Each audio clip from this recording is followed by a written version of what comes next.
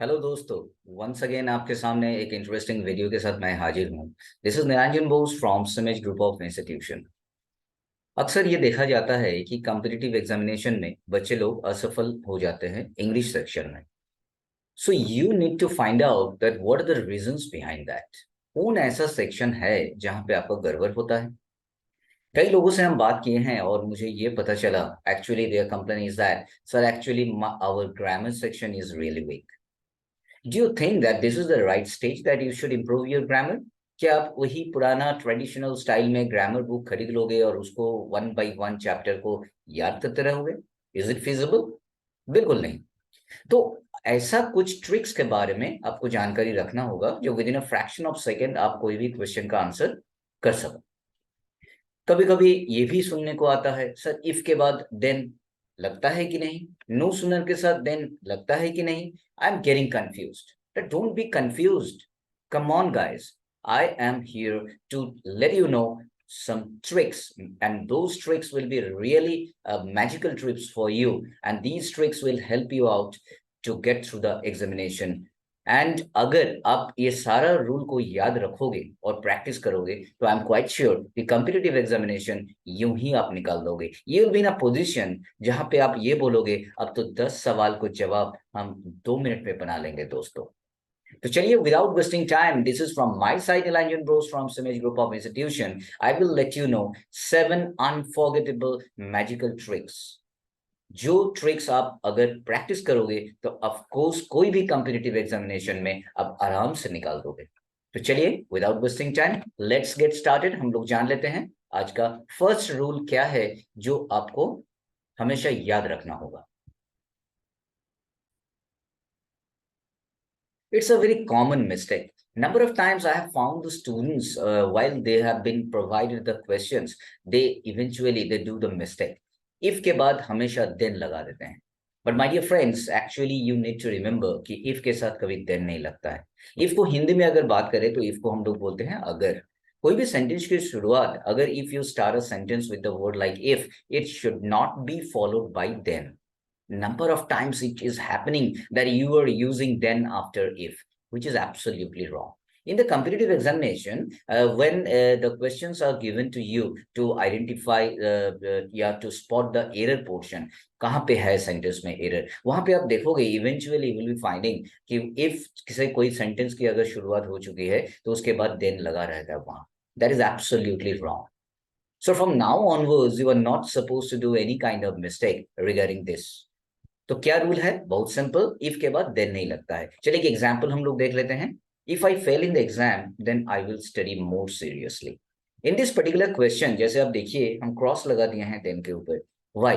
Because the sentence has already been started with the word like if, और उसके बाद जैसे हम आगे बढ़ते हैं तो वहां पे देन लगा हुआ है, तो then will not be there and that is wrong. So if this question is given in the examination और the question paper, then of course you are not supposed to do any kind of mistake. Just do remember if will not be followed by then. That is all about rule number 1 for today's lesson. I am quite sure आप बहुत बेचैन हो रहे हैं, sir next rule क्या है? बहुत interesting लग रहा है ना? बिल्कुल, नेक्स्ट रूल और भी इंटरेस्टिंग है। If you start a sentence with hardly, it should not be followed by then.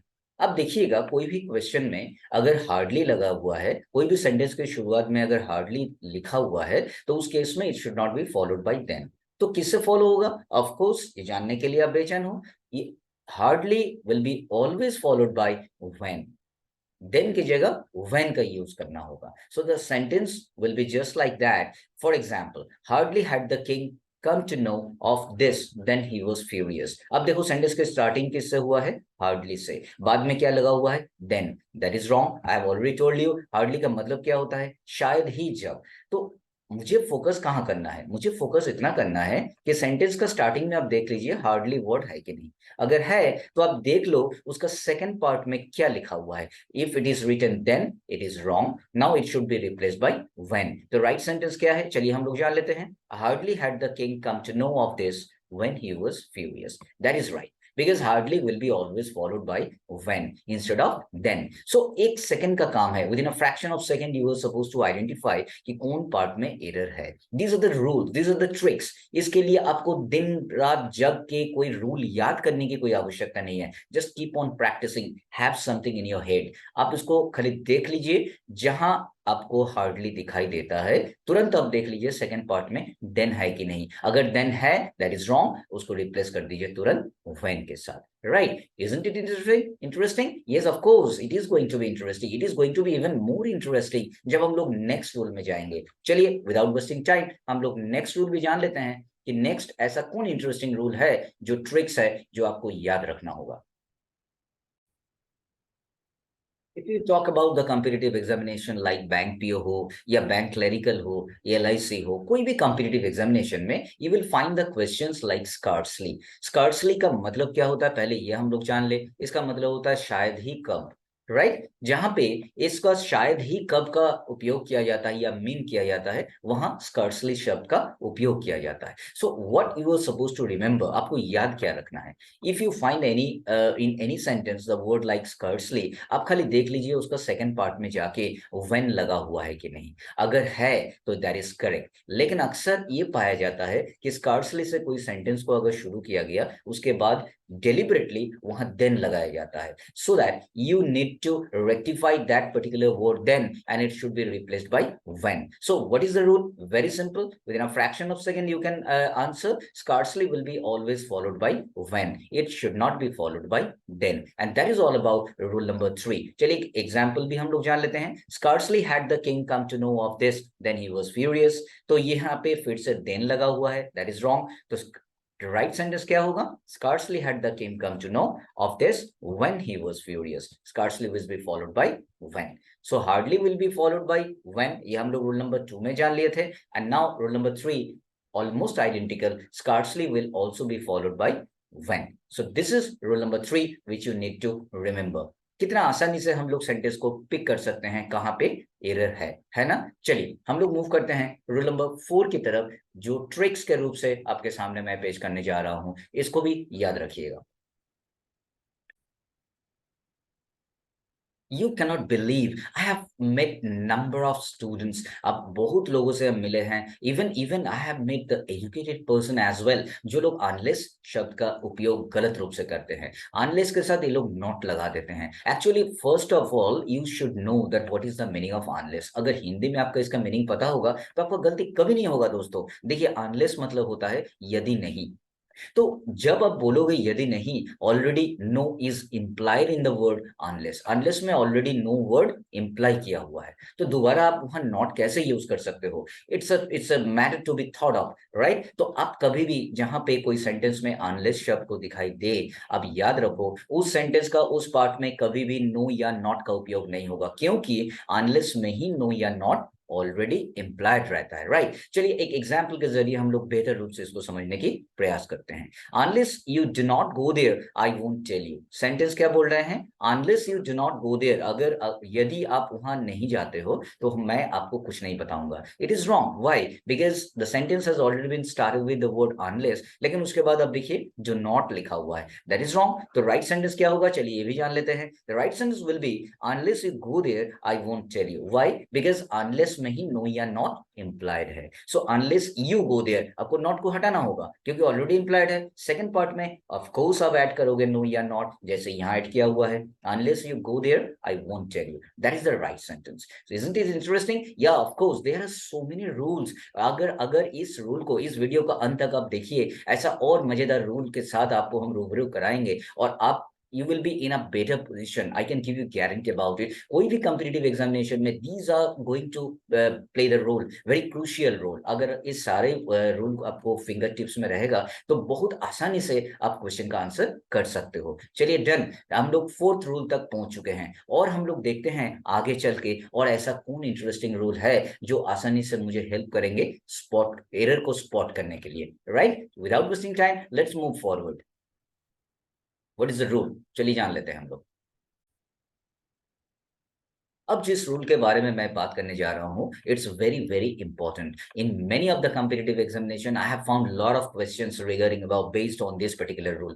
बहुत ध्यान से सुनोगे आप, राइट? तो रूल क्या है? No sooner, no sooner will be always followed by then. अक्सर क्या होता है, it's all about your observation, then और देन बहुत क्लोज कॉल होता है। ये लोग जानबूझ के क्वेश्चन सेटर्स क्या करते हैं, देन की जगह देन लिख देते हैं, THEN। आपका नजर अगर थोड़ा सा हट जाता है तो वहां पे आप गलती कर बैठोगे। No sooner will be always followed by then, it should not be followed by then, right? No sooner का मतलब क्या होता है, चलिए हम लोग जान लेते हैं। इसका मतलब होता है जल्दी नहीं, जल्दी नहीं, राइट? तो जहां पे कोई भी सेंटेंस में आपको नो सुनर दिखाई दिया, आप हमेशा याद रखोगे it should be always followed by then. उस सेंटेंस को थोड़ा सा कीन ऑब्जर्वेशन आपको रखना होगा। So let us have some example so that you can understand in a better way. Example देखिए, no sooner had she left the house then it started raining. देखो, तुरंत 1 सेकंड में आंसर होगा। आपका starting में नो सुनर लगा हुआ है, तुरंत आप चल जाओ सेकंड पार्ट में, वहां पे जाके देन आपको दिखाई दे रहा है।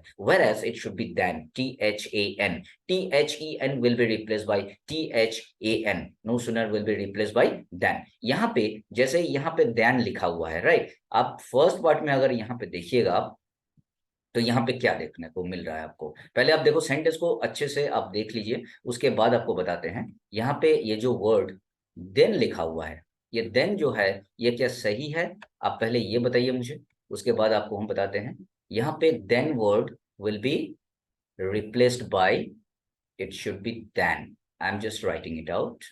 THAN, right? तो यहाँ देन को रिप्लेस करना है देन से, तो ये तो राइट सेंटेंस होगा। So the rule is very simple, if a sentence starts with no sooner it should be always followed by then. और इस सेंटेंस में देन लिखा हुआ था तो उसको हम लोग देन करेंगे, तब जाके ये राइट होगा। Okay, so we are done with rule number 5 as well. चलिए, आपको और इंटरेस्ट लेवल बढ़ाते हुए नेक्स्ट रूल की तरफ हम लोग मूव करते हैं, जो कि बहुत ही एक इंटरेस्टिंग रूल है, जो आपको याद रखना होगा from the perspective of competitive examination. तो चलिए हम लोग मूव करें नेक्स्ट रूल की तरफ। Just a minute.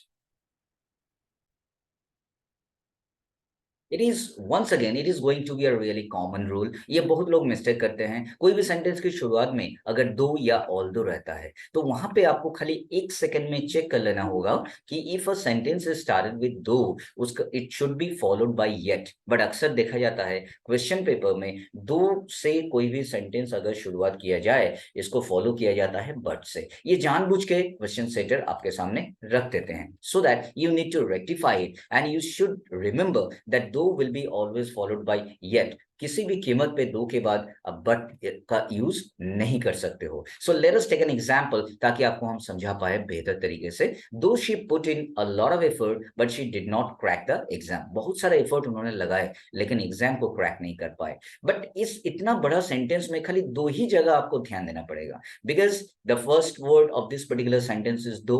अब जैसे ही आगे बढ़ते हो आप देखो यहाँ पे बट लिखा हुआ है, तो ये जो बट लिखा हुआ है दैट इज एब्सोल्युटली रॉन्ग, क्योंकि दो के बाद तो बट होगा नहीं एज पर द रूल। तो क्या होगा, नेक्स्ट सेंटेंस में लिखा हुआ है दो she put in a lot of effort yet she did not crack the exam.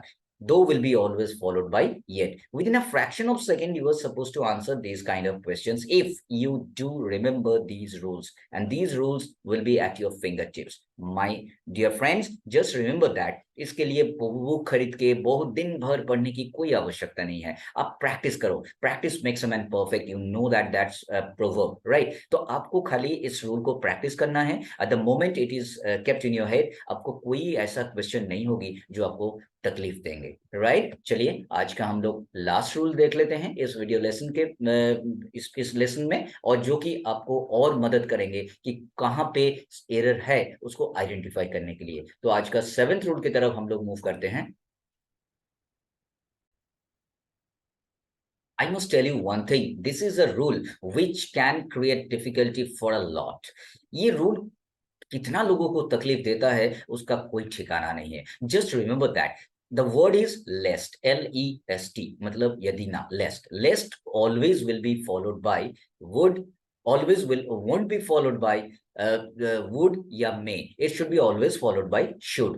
lest के बाद कभी ना would हो सकता है ना may हो सकता है. अक्सर ये देखा जाता है कि एग्जामिनेशन में क्वेश्चन में आपको lest के बाद would या may का एप्लीकेशन दिया जाता है. But don't do the mistake. Lest should not be followed by would या may. It will be always followed by should.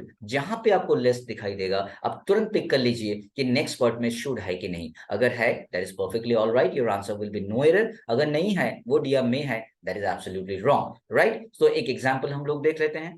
Study hard lest you may fail. अब देखिए यहाँ पे स्टार्टिंग में क्या है. स्टडी हार्ड के बाद क्या लिखा हुआ है. लेस्ट. लेस्ट के बाद क्या है. May. That is wrong as per the rule. तो may will be replaced by should. अगर मे की जगह वुड भी रहता तब भी ये गलती होता है ना. Interesting. So these are the 7 rules. if you know about all these rules you can rule the rules. I must say that. आपका कोई भी कॉम्पिटिटिव एग्जामिनेशन में जितना 7 रूल्स अभी जो मैजिकल टिप्स के बारे में या ट्रिक्स के बारे में अभी हम डिस्कशन किए हैं जस्ट व्हाइल अगो, आप देखोगे ये सारा रूल के बेस करके बहुत सारा क्वेश्चन आता है. My dear friends, I can give you guarantee about it कि किसी भी कीमत पे आप ये गलती नहीं कर सकते हो. और आज का इस वीडियो लेसन देखने के बाद definitely you will be in a better position you to deal with all these kind of questions. I am quite sure about it. तो आज का ये वीडियो अगर आपको पसंद आया आप डेफिनेटली लाइक कीजिएगा, सब्सक्राइब कीजिएगा और आने वाला कल में ऐसा और इंटरेस्टिंग वीडियो के साथ आपके सामने मैं हाजिर रहूंगा.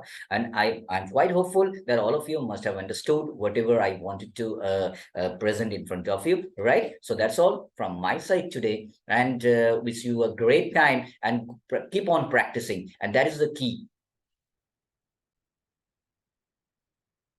जैसे कि ये कहा जाता है कि कई रूल आपके सामने हम रखे, आप तो सुने हैं, बहुत अच्छे तरीके से आप सुन रहे थे, एक मंत्रमुग्ध श्रोता की तरह आप सुन रहे हो. You are paying lot of attention to that. But how can I be sure about whether you have understood और नॉट. तो आज के इस वीडियो लेसन के अंत में आपको कुछ एक्सरसाइज भी हम प्रोवाइड कर रहे हैं. आप कोशिश करोगे घर में इस एक्सरसाइज को सॉल्व आउट करने के लिए, क्योंकि अगर आप इसको सॉल्व कर दिए बहुत जल्दी तो it means that you will be in a better position to deal with this kind of questions. तो ये है आपका क्वेश्चन जो आप सॉल्व कर सकते हो. And this question should be treated as an assignment for you, all of you. You should practice and practice makes a man perfect, as you know that, right. और एक एक्सरसाइज भी है, ये भी आपके सामने मैं पेश कर रहा हूं.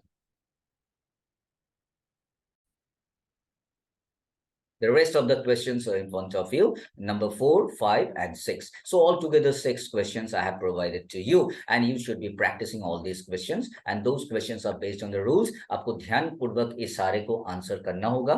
Just practice कीजिए. I can give you guarantee about success in the competitive examination, right? In our daily life as well. जब भी हम लोग कुछ लिखते हैं, grammatical mistakes होता ही है, उसको सुधारने का इससे बेहतर तरीका और कुछ नहीं हो सकता है. Okay, fine. So thank you so much for patiently listening to me and just enjoying the tricks, all the magical tricks, I must say that. So that's all from my side today. I've definitely enjoyed kiye hu session ko. Chaliye, all the best, all the very best to you. Have a great time. Thank you so much.